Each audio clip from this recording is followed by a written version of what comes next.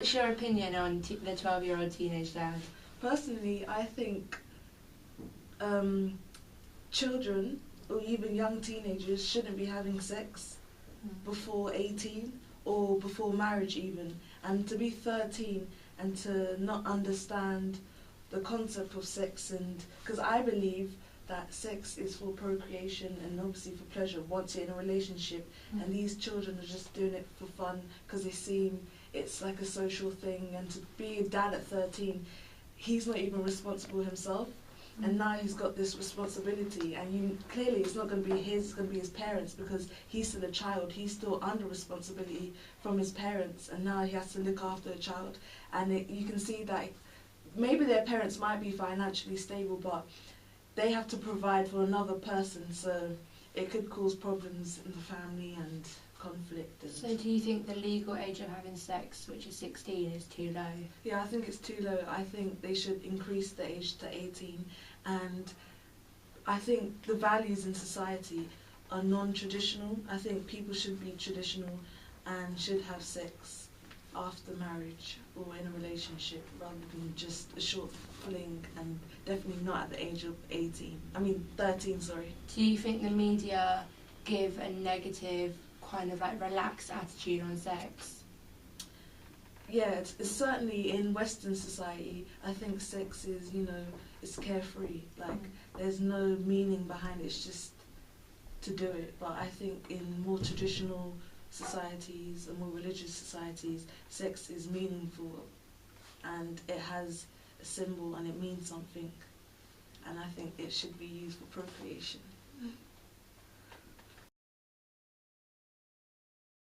So now, why do you think teenagers turn to drugs?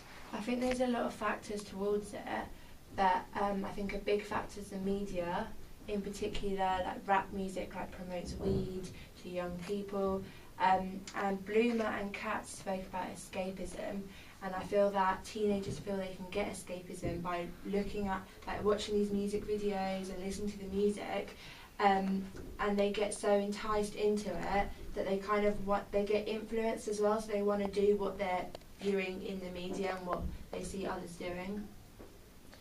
Do you think peer pressure is the reason as to why teenagers turn to drugs? I think it's partly a reason because they see their friends do it and they want to do it, just like how they see singers do it and they want to do it because they're doing it. But I do feel that there are other reasons towards it. Like teenagers might do it just out of boredom or to escape from situations in society. But I do feel that peer pressure does have an influence on teenagers taking drugs. How do you think the media portrays drugs? You have two viewpoints in the media.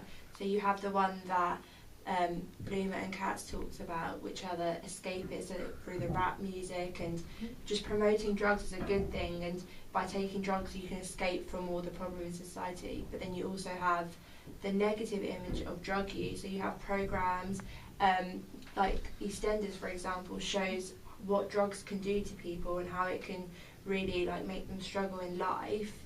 So you have a balanced view, I feel, but in teenagers they mostly see the view of the positive view of taking drugs because of the society they surround themselves with, I guess.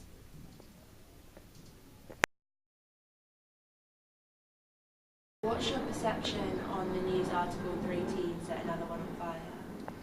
Well, obviously, initially you just think how appalling. How could anybody do that? Especially as I spend a lot of time with teenagers. I can't imagine any of the students I teach being like that. But it's interesting, isn't it, that it just takes one to do something terrible and everyone gets into some kind of moral panic. Is it Cohen, the theorist, believes that groups are demonised, doesn't he? And he sort of suggested the idea that just one bad action from somebody leads the whole group to be sort of looked at in the same way, and then everyone gets this scare, all teenagers are bad, all teenagers do bad things. But I think it's very few that actually do carry out such things, and he's quite right to use the word demonise, because I think people start to get scared and people start to make really quite wrong judgments about whole groups of people. really what they should look at is the case individually. So do you believe that the media are the ones that are portraying teenagers in this way, and it's their fault kind of that teenagers are being portrayed as bad in society?